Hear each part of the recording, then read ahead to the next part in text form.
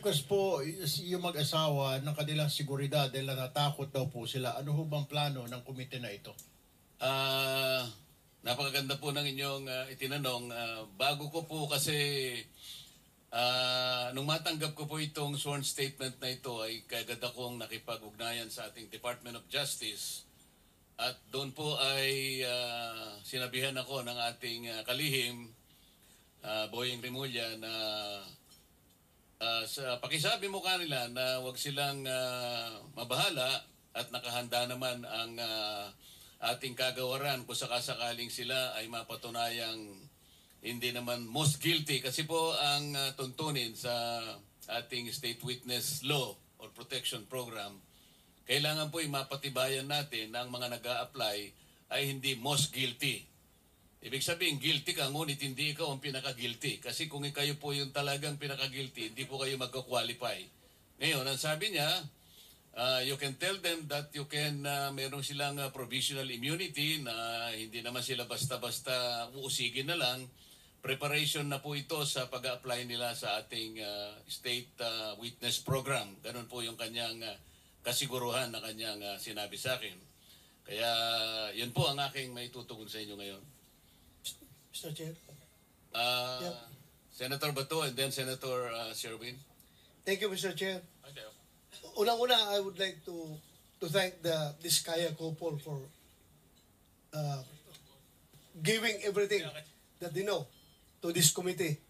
I just would like to advise the Diskaya couple, Mr. Chair, na kung meron mang bulletproof yung sasakyan ninyo na yung magaganda sasakyan, gamitin na ninyo. Sa dami na pagbaba ninyo ngayon dito, gamitin ninyo. Because I'm very much concerned sa iyong security dahil sa bibigat ng mga pinagsasabi nyo dito, hindi niyo alam, kahit na yung congressman na binanggit ninyo, walang interes sa buhay nyo. Mayroong gustong sasakay, halimbawa mga taga-kaliwa o mga NPA dyan, para guguluhin itong Pilipinas, aambusin kayo, tapos ituro doon sa mga congressman, gulo na ang Pilipinas. Baka magiging Indonesia tayo nito.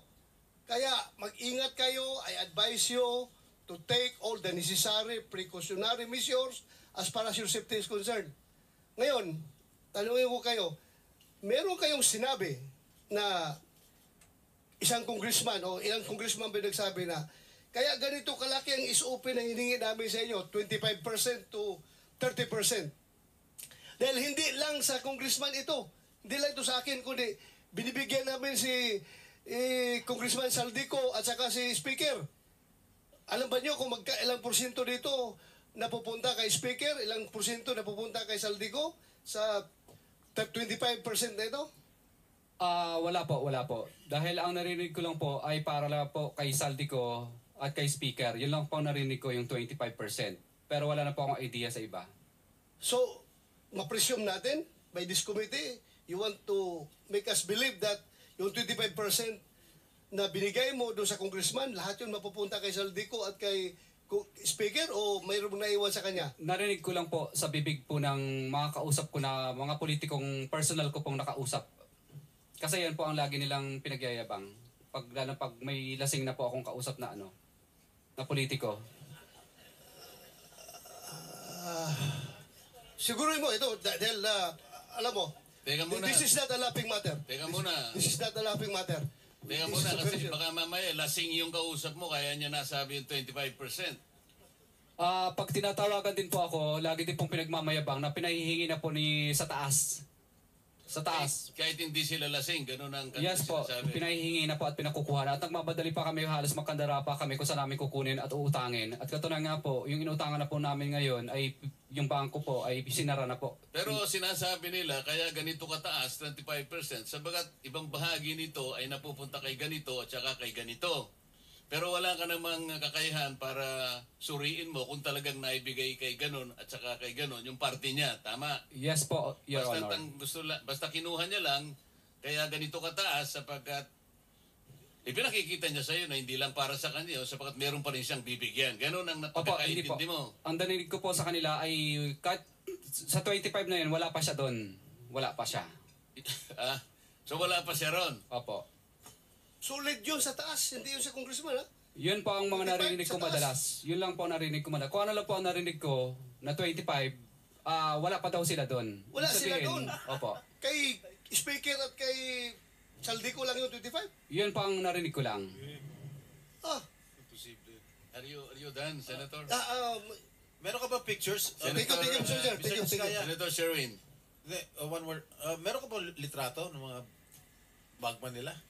Pictures o Kadalasan po, CCTV?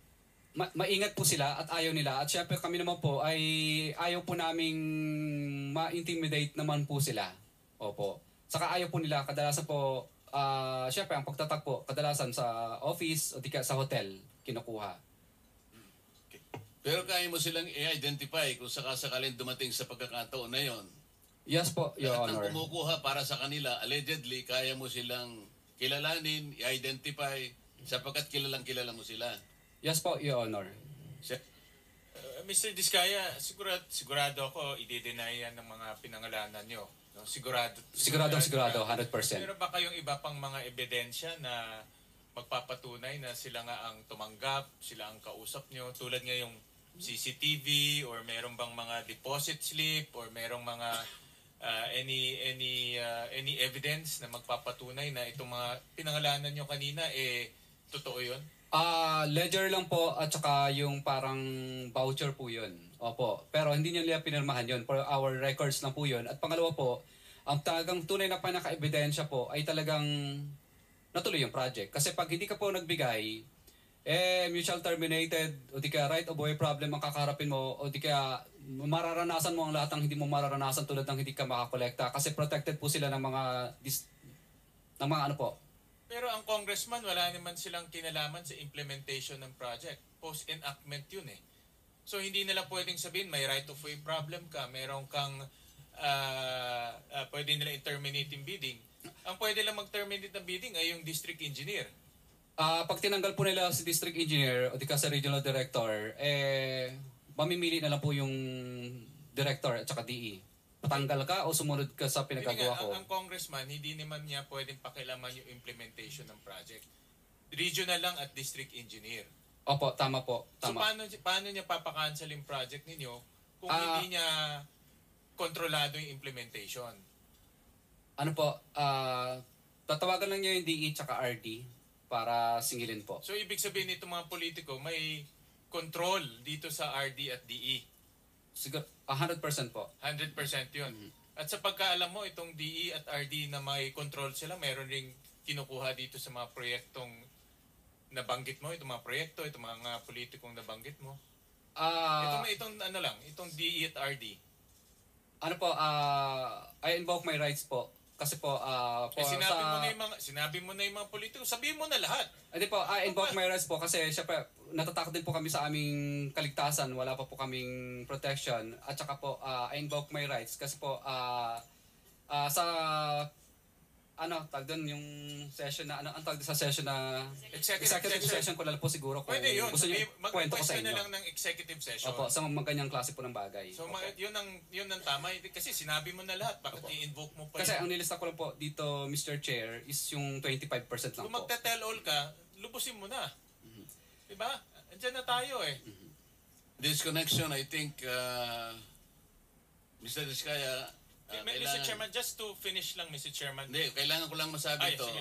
Kasi sa Republic Act 6981, Section 4, ito yung batas natin, may kinalaman sa paghingi mo ng proteksyon na maaaring makatulong sa inyo. Sinasabi yung ganito, witness in legislative investigations. In case of legislative investigations na nangyayari nga po ngayon, in aid of legislation, a witness with his express consent may be admitted into the program upon the recommendation of the Legislative Committee where his testimony is needed. When in its judgment there is pressing necessity, therefore, provided that such recommendation is approved by the President of the Senate.